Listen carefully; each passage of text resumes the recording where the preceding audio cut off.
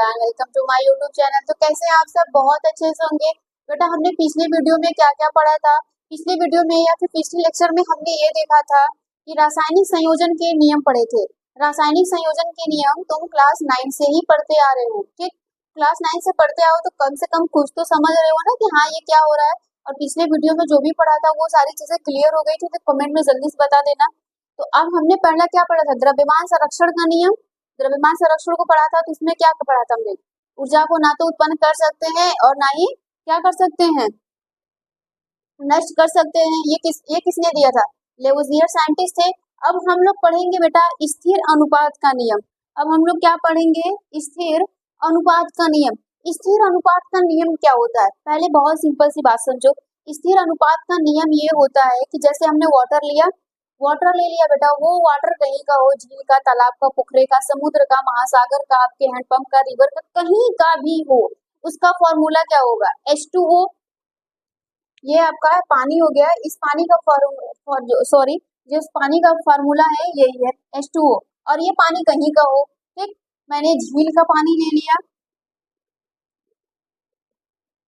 ये हो गया झील का पानी। और मैंने किसी और पानी को ले लिया, तालाब का पानी ले लिया, तालाब का पानी ले लिया। इन दोनों का फॉर्मूला बेटा सेम होगा, हाँ या ना? जल्दी बताओ। इन दोनों का फॉर्मूला सेम होगा। तो ये इसी बात को कह रहा है स्थिर अनुपात का नियम, कि अगर हम किसी भी पदार्थ को ले रहे हैं और वो जिससे बना है बेटा, उसका स्थिर अनुपात क्या रहेगा?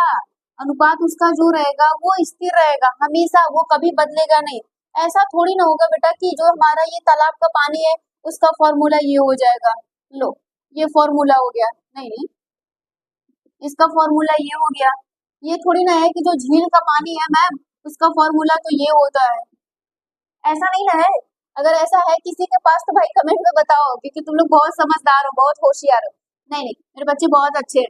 तो यहाँ पे क्या है? सब तालाब है, ये झील है, सबका पानी का फॉर्मूला क्या है? H2O। तो यहाँ पे जो पानी बना है बेटा उन सबका रेशियो अगर तुम निकालोगे, तुमने 9th की क्लास अगर अच्छे से पढ़ी है तो तुम्हें जरूर पता होगा। इनका हम जब निकालते हैं तो द्रव्यमान के पे निकालते हैं। जब द्रव्यमान पे निकालेंगे बेटा जी तो इनका क्या होता है बताओ? एक परमाणु का क्रमांक 1 होता है, उसका भार 1, तो यहाँ पे 2 है तो ये 2 हो जाएगा। रेशियो अनुपात ऐसे होता है। फिर इसके बाद ये ऑक्सीजन है, एक ऑक्सीजन का भार कितना होगा? 16। मेरे लाल इसको काट दो तो यहाँ पे कितना आएगा? 1:8 आ जाएगा। यही है तुम्हारा अनुपात, यही है तुम्हारा अनुपात जो किसका है? पानी का है। तो यही है स्थिर अनुपात का नियम कहना चाहता है कि बेटा ये पानी चाहे कहीं का भी हो, हमसे उससे नहीं मतलब है कि वो कहीं का भी आए, लेकिन उनमें जो मिले हुए पदार्थ हैं उनके अनुपात क्या होंगे? उनमें जो तत्व हैं, जो कण हैं, उनके अनुपात क्या रहेंगे? हमेशा स्थिर रहेंगे, वो कभी बदलेंगे नहीं। क्या ऐसा हो सकता है कि कभी ये बदल सकता है? नहीं। देखो कभी कभी आपने 9th की बुक में बेटा ये भी देखा होगा, ये भी देखा होगा। समझ में आ रहा है ये कहाँ से आया, कैसे आया? कोई दिक्कत नहीं है। आप चाहो तो जैसे मन करे वैसे लिखो, लेकिन समझने के लिए समझो कि तुम्हें करना क्या है, क्या हमें कैसे लिखना है, ठीक? ये बातें समझ में आ गई। अब हेडिंग बनाना अच्छे से, स्थिर अनुपात का नियम अब हम लोग उसको अच्छे से पढ़ेंगे। ये रफली एक आउटर व्यू मिल गया, समझ में आ गया कि स्थिर अनुपात का नियम कहना क्या चाहता था, होगा क्या, ठीक? स्थिर अनुपात का नियम, इसी को हम लोग कहते हैं law of constant of proportion. Law of constant of proportion भी कहते हैं। इसका डिफिनीशन लिखिएगा। इस जो इसका बेटा जो इसका प्रतिपादन है, इसको कि कौन से साइंटिस्ट दिए थे बताओ? Joseph Proust. कौन दिए थे? जोसेफ प्राउस्ट ने ये चीज बताया था, स्थिर अनुपात का नियम। पहला द्रव्यमान संरक्षण को किसने दिया? लेवोजियर ने। स्थिर अनुपात का नियम किसने दिया था? जोसेफ प्राउस्ट ने दिया था। इसका डिफिनीशन लिखिएगा बेटा, समझो इसमें। इस नियम के अनुसार, इस नियम का प्रतिपादन फ्रांसीसी वैज्ञानिक जोसेफ प्राउस्ट ने किया था। किसने किया था? जोसेफ प्राउस्ट ने किया था। हो सकता है कभी आपके एमसीक्यू में 1 नंबर में क्वेश्चन पूछ लिया जाए। इस नियम के अनुसार रासायनिक यौगिकों तत्वों का द्रव्यमान सदैव क्या रहता है? निश्चित अनुपात में होता है। सदैव निश्चित अनुपात में रहता है। मतलब बेटा ये जो हमारा वाटर है ये एक यौगिक है, क्लियर? इसमें जो भी तुम्हारे तत्व हैं, हाइड्रोजन और ऑक्सीजन, इनका द्रव्यमान मतलब इनका भार क्या रहेगा? सदैव अनुपात में रहेगा और वो निश्चित रहेगा। उनके जो अनुपात होंगे वो हमेशा क्या रहेंगे?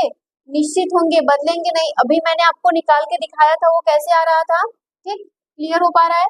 फिर उसी तरह आता है, इस नियम से यह सिद्ध होता है कि प्रत्येक यौगिक में उपस्थित अवयवी तत्वों का अनुपात, इस नियम से यह सिद्ध हो गया बेटा कि हमारा कोई भी यौगिक है उसमें जो भी तत्व हैं उनके अनुपात जो होंगे वो क्या रहेंगे, सदैव निश्चित रहेंगे।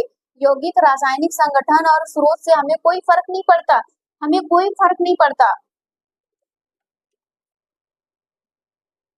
बेटा, हमें कोई फर्क नहीं पड़ रहा है कि जो हमारा वाटर है वो कहीं का हो, रिवर का हो, झील का हो, पोखरे का हो, तालाब का, कहीं का भी हो, हमें उससे नहीं फर्क पड़ता।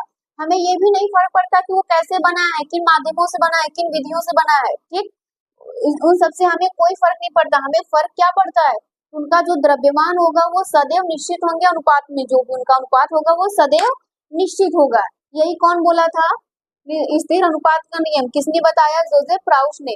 तो फॉर एग्जाम्पल के लिए बेटा हम यहाँ पे अगर समझे, अगर अगर तुम एग्जाम्पल के लिए समझो तो ये तुम्हारे पास क्या रहा, कार्बन, और ये रहा ऑक्सीजन, बनाएगा क्या बेटा, कार्बन डाइऑक्साइड। अब इसी तरह तुमने क्या लिया, कार्बन मोनोऑक्साइड, ऑक्सीजन लिया, तुमने क्या बना दिया, कार्बन डाइऑक्साइड बनाया। यहाँ पे ये तुम क्या कर दो, बैलेंस कर दो।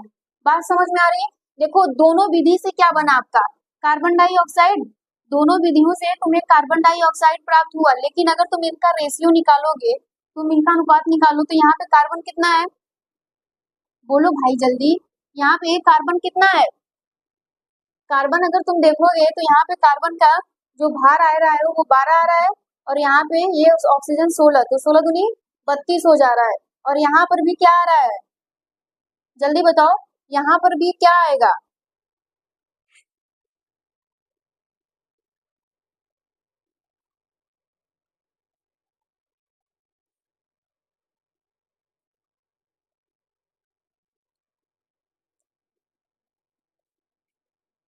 अब यहाँ पर भी वही चीज आएगा कि नहीं, यहाँ पर भी सेम वैसे ही आएगा। अब इन दोनों को अगर तुम काटना चाहो तो काट सकते हो, ये किससे कटेगा बेटा, जल्दी बताओ, अगर तुम 4 से काटना चाहो तो कर सकता है, 4 से अगर हम काटेंगे तो ये हो जाएगा 4 8, क्लियर हो पाया, समझ गए। देखो हमें दोनों विधि से कार्बन डाइऑक्साइड बनाए, लेकिन जो उनका अनुपात है वो दोनों का सेम है, वो बदलेगा नहीं। अगर तुम बेटा इसमें देखो, तुम इसमें कार्बन का द्रव्यमान देखो तब भी 12 आएगा, इसमें भी देखोगे तब भी 12 आएगा, इसमें भी ऑक्सीजन का देखोगे तब भी 32 आएगा, और इसमें भी देखोगे तब भी ये 32 ही आ रहा है। बात समझ में आ गई, क्लियर हो पाया। अगर इसी तरह मान लो एक आपसे प्रश्न पूछ लिया जाए, एक आपसे अगर प्रश्न पूछ लिया जाता है बेटा, प्रश्न को ध्यान से सुनना, किसी दिए गए यौगिक में हमेशा भार के अनुसार तत्वों का समान आयतन रहता है, तो किस नियम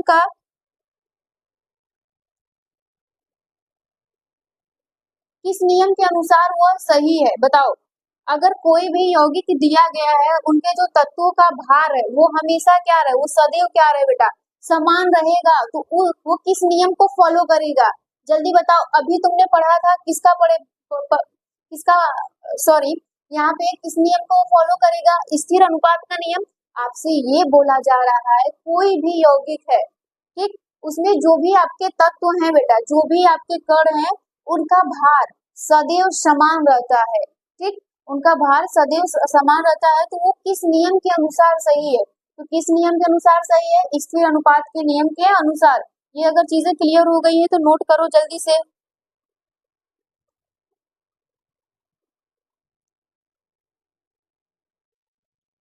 अब हेडिंग बनाना, गुणित अनुपात का नियम, गुणित अनुपात का नियम। अब बेटा गुणित अनुपात का नियम क्या होता है,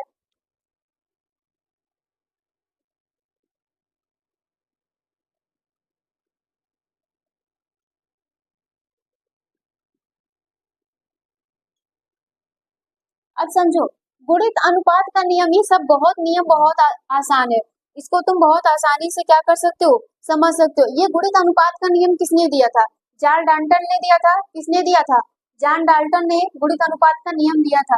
गुणित अनुपात का क्या मतलब है, गुणा के रूप में, है ना, गुणा के रूप में जो भी उनका अनुपात आएगा उसी को तो हम लोग कह रहे हैं गुणित अनुपात।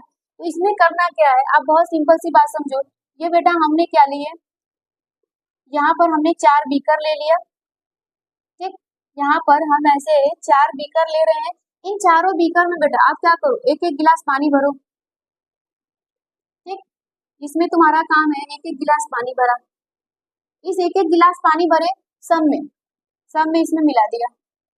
ये तुम्हारा समान है, सब बर्तनों में तुमने एक एक गिलास पानी मिलाया, सब में समान है। तुम एक चम्मच चीनी इसमें 2 3 इसमें 4 इनमें मिला दिया। ठीक, इसमें 1 चम्मच मिलाया आपने, इसमें 2 इसमें 3 इसमें 4। अब देखो क्या हो रहा है कि जब तुम किसी भी निश्चित मात्रा में कोई भी पदार्थ होगा उसमें भिन्न मात्रा का कोई भी पदार्थ मिलाओगे, उसी को हम लोग क्या कहेंगे, बोलो, उसी को हम लोग क्या कह रहे हैं बेटा, गुणित अनुपात का नियम कह रहे हैं। क्या कह रहे हैं, गुणित अनुपात का नियम कह रहे हैं। मतलब इसको और भी आसानी तरीके से समझना है, आप समझो कि आपने बीकर लिया 4, उस चारों बीकर में एक एक गिलास पानी मिलाया, सेम था, लेकिन आपने किया क्या बेटा कि जो आप भिन्न पदार्थ उसमें मिला रहे हो उसमें 1 चम्मच चीनी इसमें 2 3 4 देख रहे हो, सब अलग अलग है, सब अलग अलग गुणित है, ये तो तुम्हारा सेम है। तो आपसे यही बोला जा रहा है कि जब हम किसी निश्चित मात्रा में पदार्थ को भिन्न मात्रा के पदार्थ को मिला देते हैं, जब भी हम किसी निश्चित मात्रा के पदार्थ में भिन्न मात्रा के पदार्थ को मिलाते हैं तो उनका अनुपात जो आता है बेटा वो सरल अनुपात आता है। वो क्या आता है, सरल अनुपात आता है। सरल अनुपात का मतलब उससे छोटा हम उसको ना कर सके। ये बात समझ में आ गई, यही होगा उनका सरल अनुपात होगा। क्लियर हो पा रहा है ना। तो यहाँ पर अब हम इसको डिफिनीशन लिखेंगे, ये कैसे हुआ कौन आया समझ में आ गया। इसको किसने दिया था, चार्ल्स डाल्टन ने दिया था। ठीक, इसका डिफिनीशन लिखिए। देखो जब इसका प्रतिपादन कौन किया था बेटा, जॉन डाल्टन। ठीक, ये याद रखना कौन किया था, जॉन डाल्टन। जब किसी पदार्थ निश्चित मात्रा में दूसरे पदार्थ की भिन्न भिन्न मात्रा मिलाई जाती है तो उसका परस्पर अनुपात सरल अनुपात आता है। क्या आता है, सरल अनुपात का मतलब समझो कि उससे छोटा कोई अनुपात नहीं आएगा। तो यहाँ पे बहुत सिंपल तरीके से समझो, यहाँ पे हमने क्या किया बेटा, ये ले लिया कार्बन डाइऑक्साइड और यहाँ पर क्या लिया मैंने, कार्बन मोनोऑक्साइड। ठीक, यहाँ पर मैंने क्या लिया, कार्बन मोनोऑक्साइड। अब मैं आपसे यहाँ पे पूछ रही हूँ, ये आपको बताना है, ये मैं आपसे पूछ रही हूँ कि यहाँ पर जो कार्बन का द्रव्यमान है वो कितना है, बताओ। यहाँ पे 12, यहाँ पर कितना है 12, ये समान है। इसमें कितना है बताओ, इसमें कितना है बेटा, ऑक्सीजन कितना है इसमें 32 है, इसमें कितना है 16 है। तुम देख पा रहे हो कि हमने कार्बन तो समान लिया लेकिन इसमें भिन्न मात्रा में जो पदार्थ मिला रहे हैं उनका अनुपात कौन आ रहा है, सरल अनुपात में आ रहा है। फॉर एग्जाम्पल के तौर पे तुमने समझ गया, कोई दिक्कत नहीं है। इसी को हम लोग कहते हैं गुणित का अनुपात। अगर तुम रेशियो निकालोगे तो कैसे निकालोगे, जल्दी बताओ। अगर तुम यहाँ पे कार्बन का निकालोगे तो 1:1 आएगा और इसका निकालोगे तो कितना आएगा 1:2, यही आएगा कि नहीं मेरे भाई, जल्दी से बताओ। ये यही आएगा, इसमें कोई डाउट नहीं है, ये इसका सरल अनुपात है। इससे छोटा तुम कोई और अनुपात ला सकते हो, नहीं ला सकते। ये चीजें क्लियर हो पाया। अब इसी तरह तुम दूसरा समझो। चलो यहाँ पे हम दूसरा एग्जांपल लेते हैं। दूसरा एग्जांपल के लिए क्या लिया, N2O।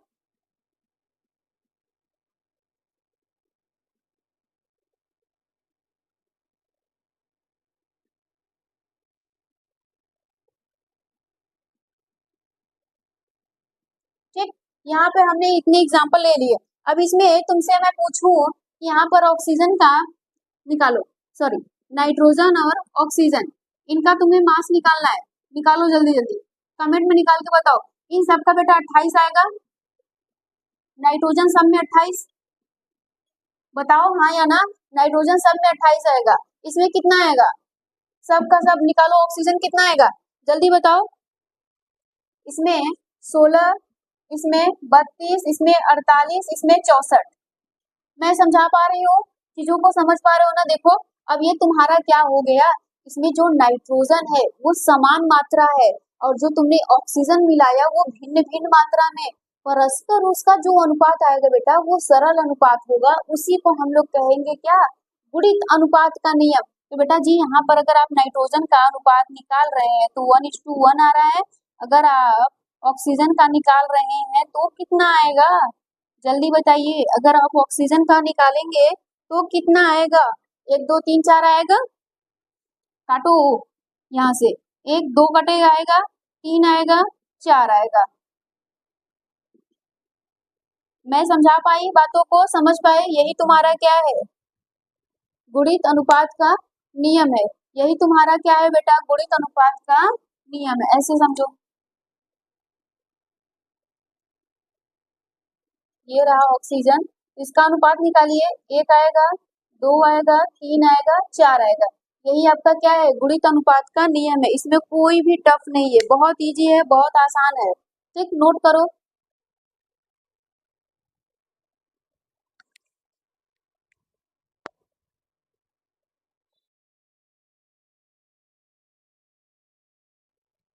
अब हम पढ़ेंगे गैलू-शेक का नियम।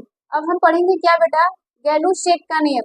गैलू-शेक का नियम जो दिया था वो किसने दिया था, गैलू-शेक ने दिया था। इन्होंने किसकी बात की थी, गैसों की बात की थी। किसकी बात की थी, गैसों की बात की थी। इन्होंने बताया था,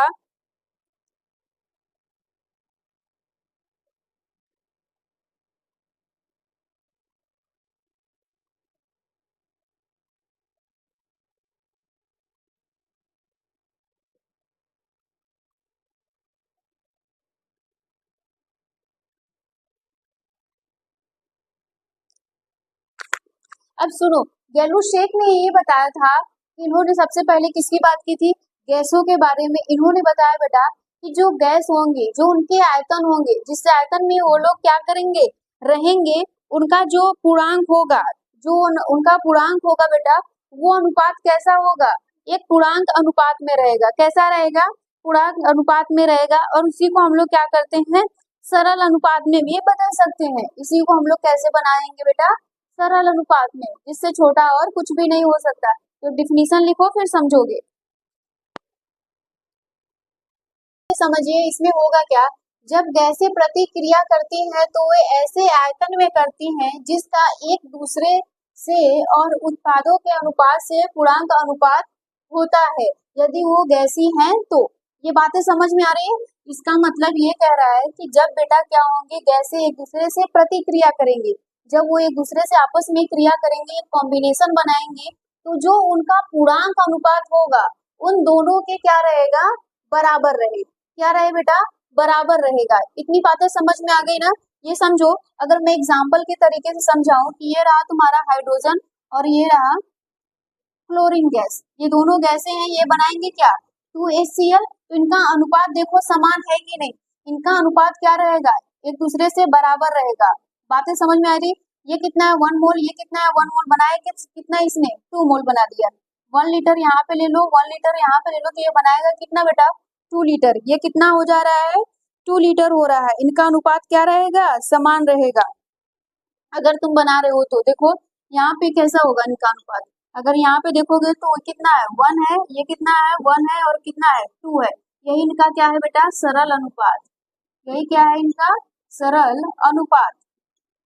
बातें समझ में आ रही है, ये इनका क्या है, सरल अनुपात है। इनको बहुत आसानी तरीके से तुम समझ सकते हो कि इनमें हो क्या रहा है, क्या कैसे है।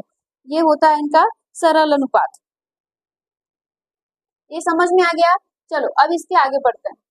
अब हम लोग पढ़ेंगे अवोगाड्रो का नियम। अवोगाड्रो का नियम किसने दिया था बेटा, अवोगाड्रो ने ही दिया था, वो एक साइंटिस्ट है, उन्होंने बताया था। तो अवोगाड्रो क्या होता है, अवोगाड्रो क्या होते हैं, इनमें हम लोग किसकी बात करते हैं, इनमें भी हम लोग गैसों की बात करते हैं। जो भी हमारे गैस होंगी, जो उनकी संख्या होंगी, उनके परमाणुओं, उनके कणों की संख्या क्या होती है, कैसे होती है। तो 9th में भी आपने अवोगाड्रो नंबर सीखा था कि अवोगाड्रो नंबर होता है क्या। इसको हेडिंग बनाना, अवोगाड्रो नियम।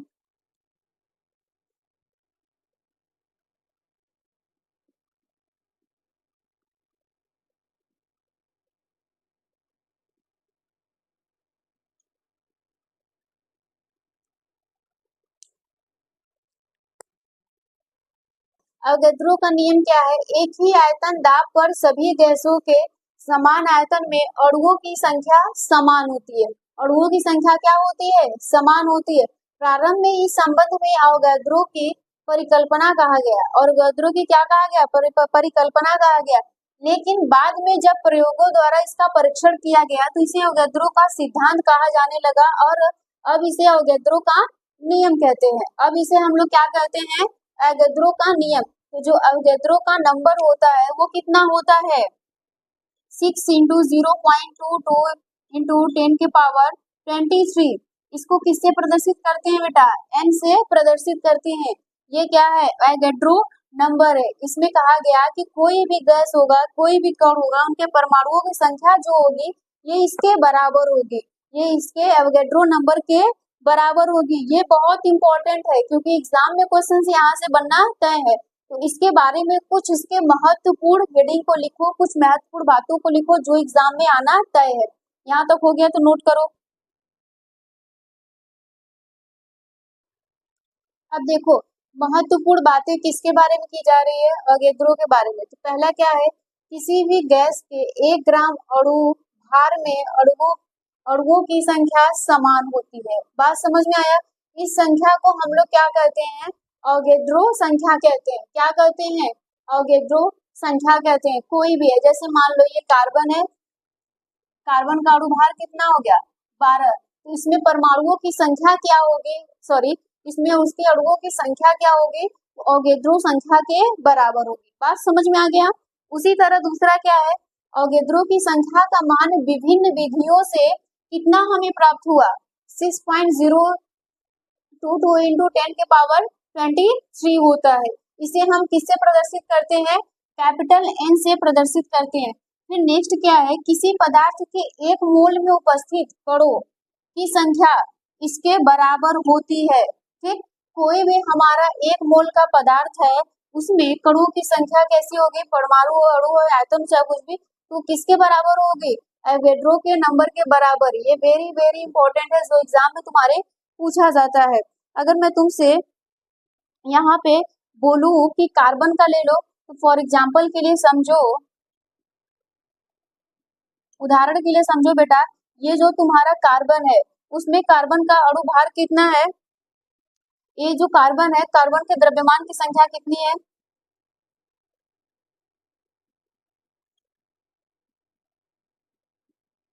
द्रव्यमान की संख्या कितनी है, 12 है।